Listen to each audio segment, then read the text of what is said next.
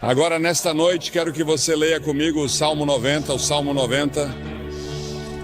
Quero falar hoje sobre a brevidade da vida. E serei breve, como fiz ontem à noite. O 10º versículo do 900 Salmo. Os dias de nossos anos são 3 anos e 10. Isso é 70. E se pela sua força são 80, isto é, 80, contudo a sua força é trabalho e tristeza, porque logo se corta e nós voamos. Quem conhece o poder da sua ira? Conforme o teu temor, assim é a tua ira.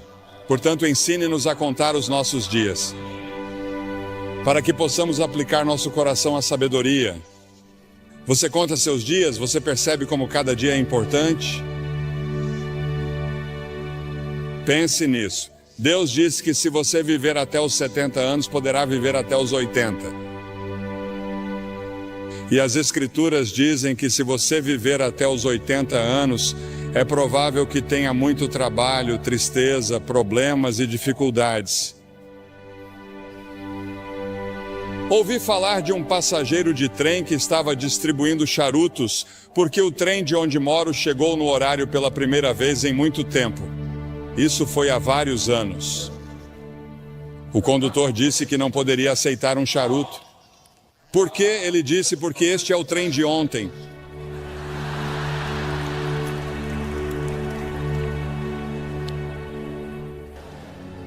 Há o colapso do tempo ao nosso redor. Você sabia que nos dias de Jesus, o mais rápido que uma pessoa podia ir era o mais rápido que um cavalo podia correr? E isso aconteceu até 1830, quando desenvolvemos um motor mais rápido que um cavalo. Pense nisso. Naquelas centenas e milhares de anos, o mais rápido que você podia ir era a cavalo. Depois, em 1910, desenvolvemos uma aeronave militar que percorria 42 milhas por hora. Lembro-me muito bem, como se fosse ontem, quando Lindbergh decolou para Paris e em 33 horas estava em Paris e achamos que isso era realmente incrível. Hoje em dia entramos em um Concorde, ou algumas pessoas o fazem e chegam lá em 3 horas e meia. E em 1960 começamos a viajar pelo ar a 18 mil milhas por hora quando chegamos à estratosfera. Agora meu pai dirigia um cavalo e uma charrete e estamos tentando administrar hoje uma era espacial em uma condição moral e espiritual de cavalo e charrete. O tempo está desabando sobre nós. Quanto tempo ainda temos? O salmista pediu que o Senhor se lembrasse de como o meu tempo é curto. Eis que você fez os meus dias como um palmo e a minha idade como nada para você. 1000 anos aos teus olhos são como o dia de ontem, quando já passou, e como um relógio. Um relógio dura 4 horas à noite. Um dia é o que o Senhor é 1000 anos e 1000 anos é um dia. Aquele que está assentado sobre o círculo da terra e os seus habitantes olham para Deus como gafanhotos. A grama murcha e a flor murcha, diz a Escritura. Os meus dias são como a sombra que declina, e eu me vou secando como a erva, mas tu, ó Senhor, permanecerás para sempre na tua memória, de geração em geração. Pense nisso, Deus permanecerá para sempre, mas nesta terra somos como uma sombra. Estamos todos em declínio e morrendo. Desde o momento em que nasceu, você começou a morrer porque todos nós estamos caminhando para a morte. Cada um de nós está sujeito à sentença de morte. Não haverá ninguém vivo nesta plateia, eu diria que daqui a 90 anos. Ninguém, todos partiremos. E o que você vai fazer com esses anos? Cada ser humano tem exatamente o mesmo número de horas e minutos todos os dias. Você sabe quantos minutos há em um dia? Você sabe quantas horas há em uma semana? Agora, se você viver até os 70 anos, seus primeiros 15 serão na infância ou na adolescência. Você passa 20 anos na cama. Os últimos 5 anos são de limitações físicas e você está reduzindo suas atividades. Isso significa que você só tem 30 anos para todo o resto, 30 anos para viver. E parte desse tempo tem que ser gasto com alimentação, trabalho e cálculo do imposto de renda. As Escrituras fazem esta pergunta: o que é a vida de vocês? É até mesmo um vapor que aparece por um pouco de tempo e depois desaparece. O mais velho de nós não viverá muito tempo. Nosso tempo já está nas mãos de Deus. Deus já tem um dia marcado para você ser levado deste mundo. Você pode estar envolvido em um acidente. Pode ser um câncer, pode ser um ataque cardíaco. Seja o que for, já está definido. E as Escrituras dizem que ao homem está ordenado morrer uma vez, e depois disso, o julgamento. Você estará diante do grande julgamento de Deus para prestar contas de como passou esta vida e o que fez em relação a Jesus Cristo, porque Deus deu seu Filho para morrer por seus pecados. Porque, como você vê, somos todos pecadores. Todos nós temos a mesma doença.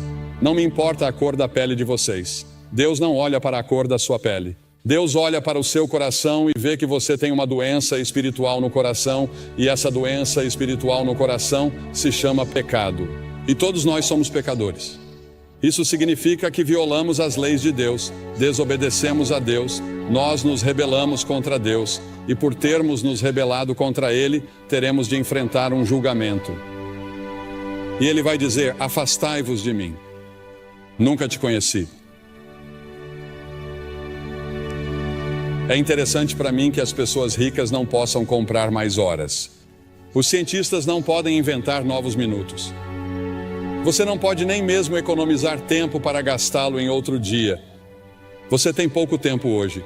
Diz que quer guardar para amanhã. Não pode fazer isso.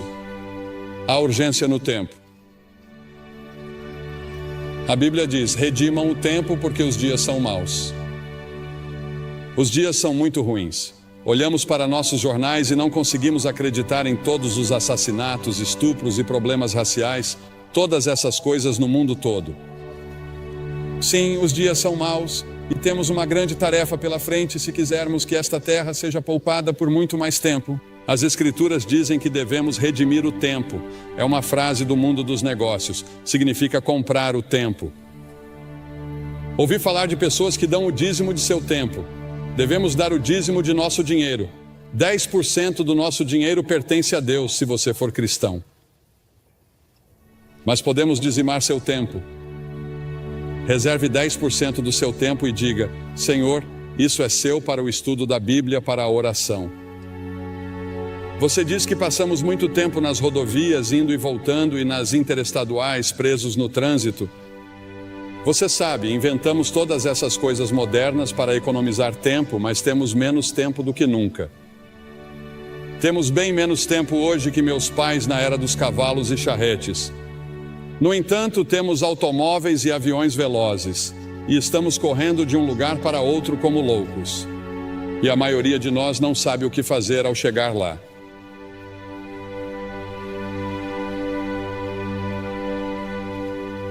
Você tem muito tempo, mas para quê? Você tem tempo para servir a Cristo. Você tem tempo para viver conforme sua vontade. Você tem tempo para obedecer a Ele. Você já fez como o salmista disse em 31:15 e se colocou à disposição de Deus quando ele disse: meus tempos estão em suas mãos. Há um filme em exibição nessa área chamado The Commitments. Você já entregou toda a sua vida a Cristo?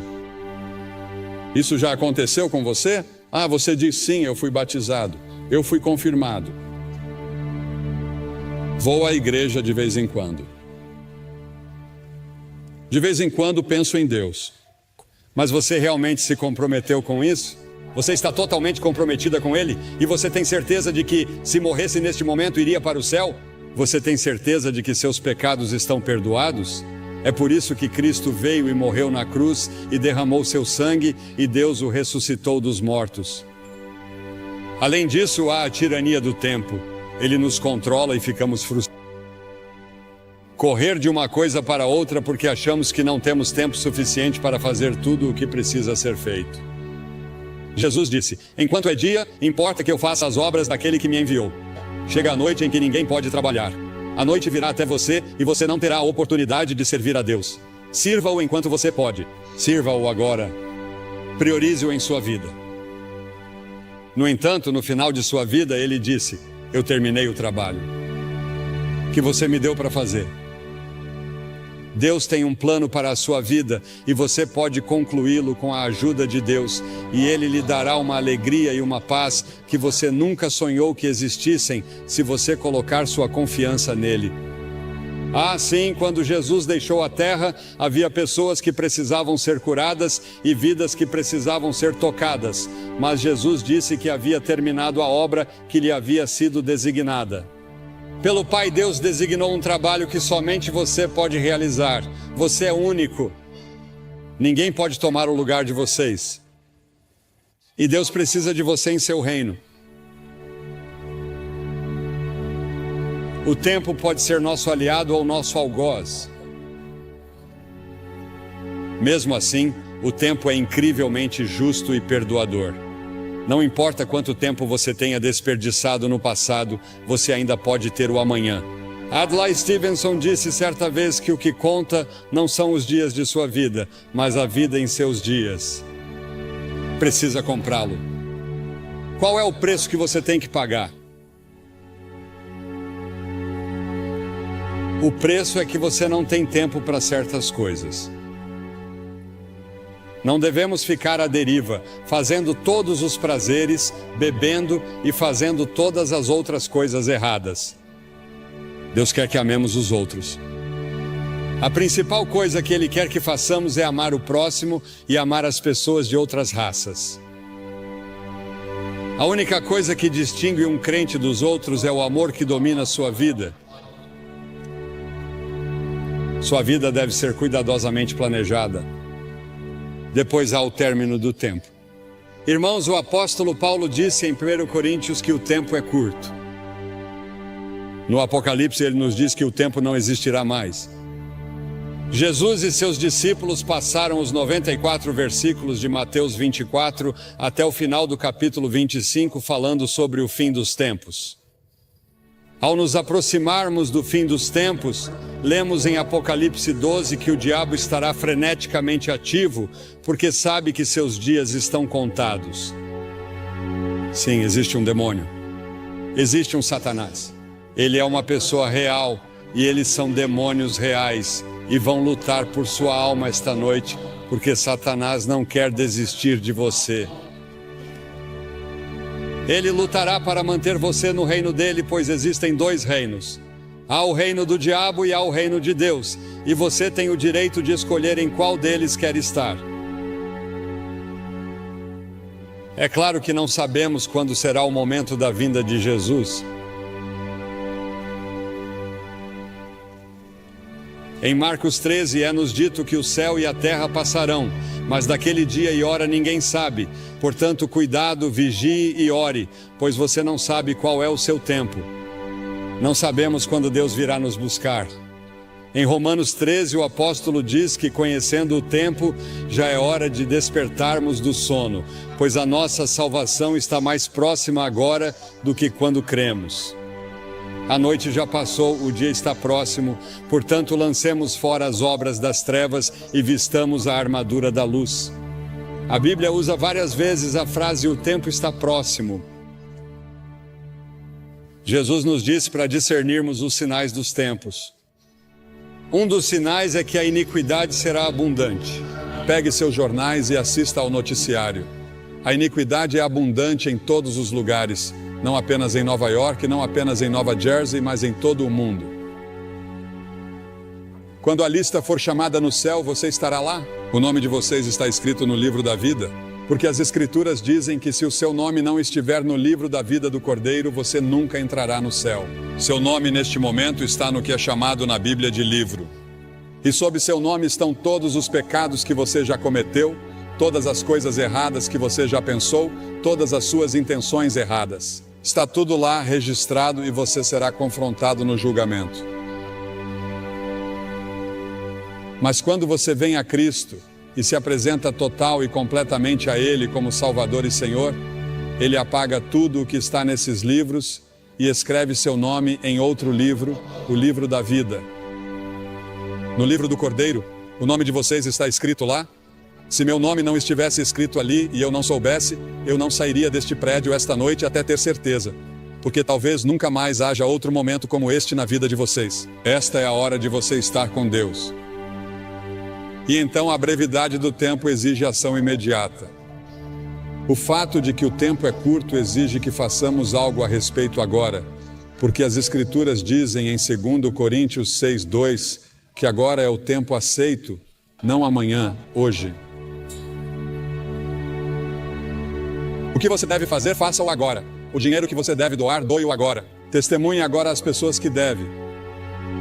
Toda vez que o relógio marca o tempo, ele parece dizer agora. Hoje, se vocês quiserem ouvir sua voz, não endureçam o coração. Você pode endurecer seu coração.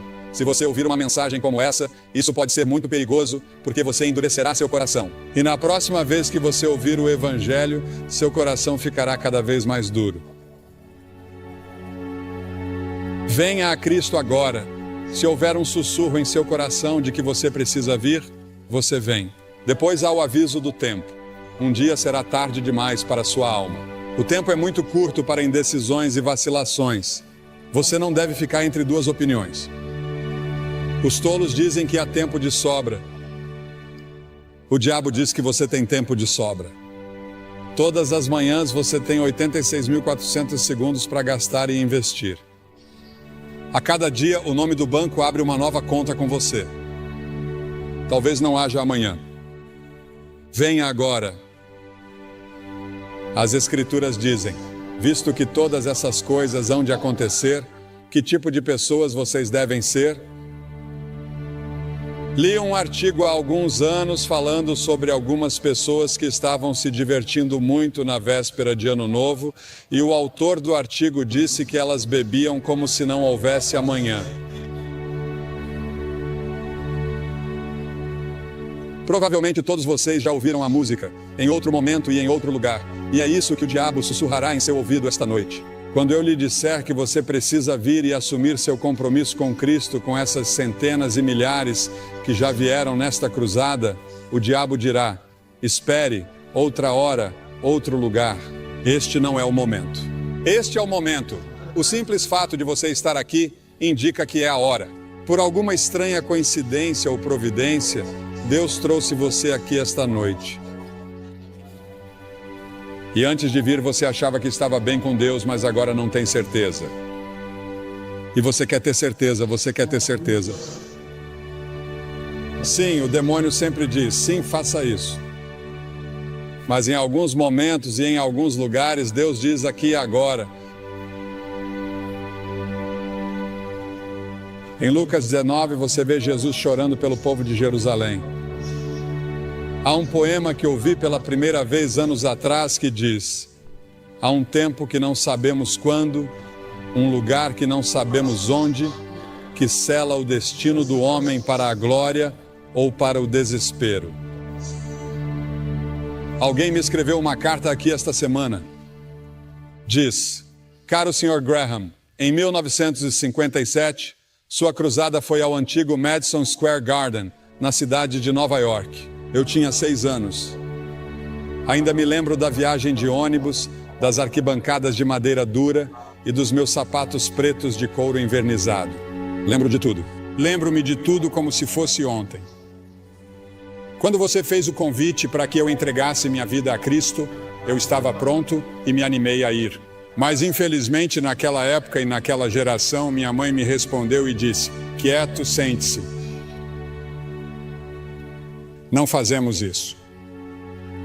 Alguém pode ver você. Fiquei em minha cadeira.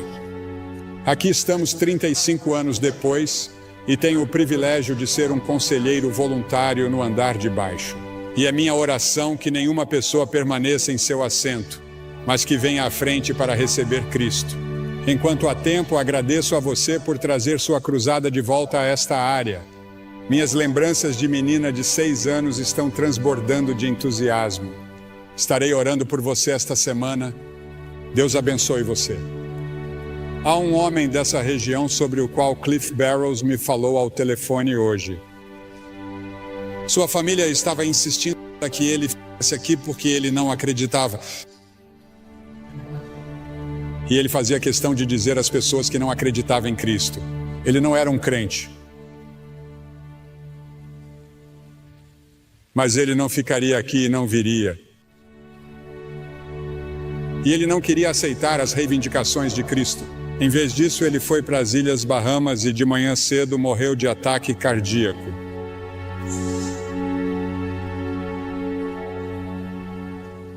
Para ele agora é tarde demais. Sua decisão está tomada. E quanto à sua decisão? Você vai dizer sim ou não às afirmações de Cristo? Cristo morreu por você, ressuscitou, e então o que você tem de fazer? Você precisa primeiro se arrepender de seus pecados. Isso significa que você diz: Senhor, sou um pecador. Sinto muito por meu pecado. Estou disposto a mudar meu estilo de vida. Quero segui-lo e servi-lo. E entrego minha vida a você esta noite, ou rededico minha vida a você esta noite. Preciso de você, Senhor, e quero assumir meu compromisso nesta noite.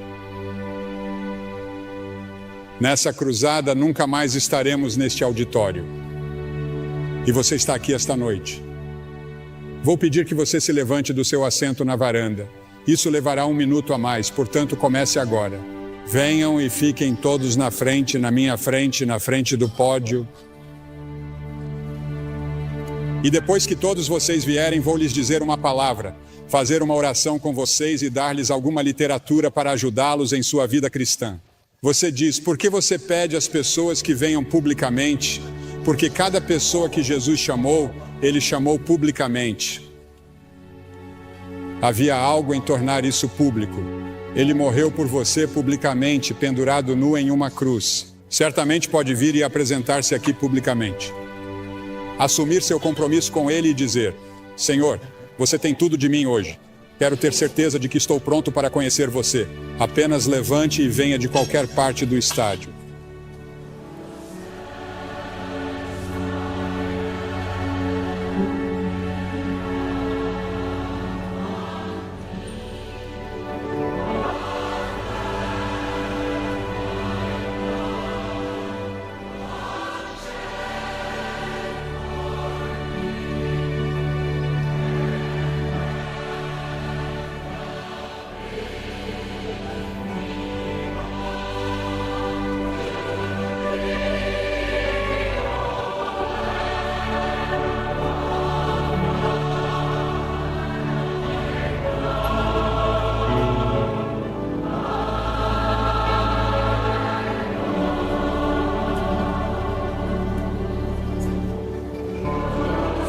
Enquanto muitos outros ainda estão chegando, quero dizer uma palavra a vocês que talvez estejam assistindo pela televisão, porque esses cultos estão sendo gravados em fita para serem exibidos no final deste ano ou no início do ano que vem. E muitas pessoas têm assistido à televisão e você tem pensado em como o tempo está passando rápido. Parece que foi ontem que você era um garotinho ou uma garotinha e o tempo voou. Talvez esteja num quarto de hotel ou num bar. E quero dizer a você que Deus o ama. Ele quer perdoar você. Ele quer fazer de você uma nova pessoa, se você permitir. Você pode assumir esse compromisso onde está agora. Jesus Cristo prometeu que voltaria à Terra. E, senhoras e senhores, Jesus Cristo cumprirá essa promessa. Você está pronto? A esperança da vinda de Cristo deve nos fazer caminhar como discípulos do Senhor Jesus Cristo. Devemos ser sal e luz no mundo e devemos trabalhar como se Cristo não viesse por 1000 anos, mas devemos viver como se Ele viesse esta noite. Você está convidado para uma jornada de descobertas na Biblioteca Billy Graham. Refaça a trajetória de Billy Graham, de humilde fazendeiro a embaixador internacional do amor de Deus por meio de multimídia, fotos e memorabilia. Mas o fruto do Espírito é o amor. Visite a casa restaurada da família Graham, passeie pela livraria Ruth's Attic e faça uma refeição no Graham Brothers Dairy Bar. Aproveite as exposições especiais, os eventos e as atividades sazonais para toda a família. A entrada é gratuita, portanto, venha fazer essa jornada de descobertas na Biblioteca Billy Graham.